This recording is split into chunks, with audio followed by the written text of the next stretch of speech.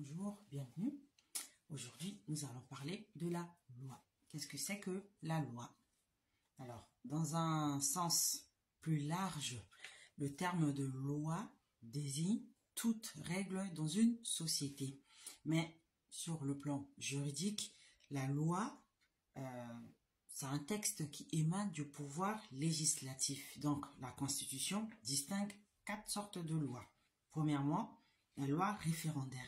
Donc, c'est la loi qui est adoptée par le peuple. Son adoption passe par un processus appelé référendum. Donc, elle est prévue à l'article 3 de la Constitution.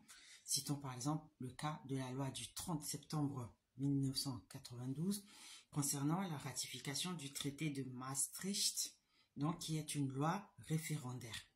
Deuxièmement, la loi organique.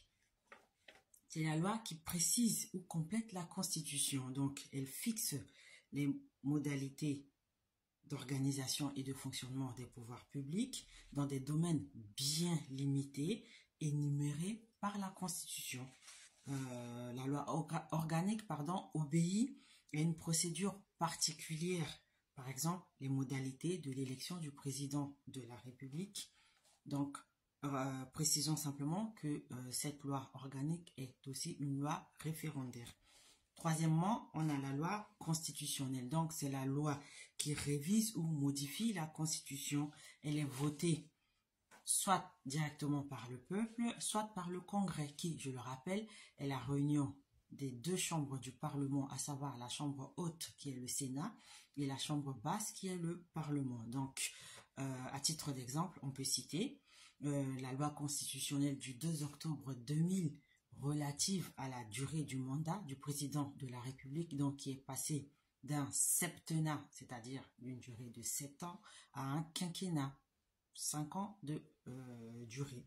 Et enfin, quatrièmement, on a la loi parlementaire ou loi ordinaire. Donc, elle concerne les matières qui ne peuvent être fixées que par la loi, telles que les droits civiques ou les garanties fondamentales accordées aux citoyens pour l'exercice de leur liberté publique, et elle concerne aussi les matières dans lesquelles la loi doit seulement fixer les principes fondamentaux et les modalités pouvant être faites par voie de décret.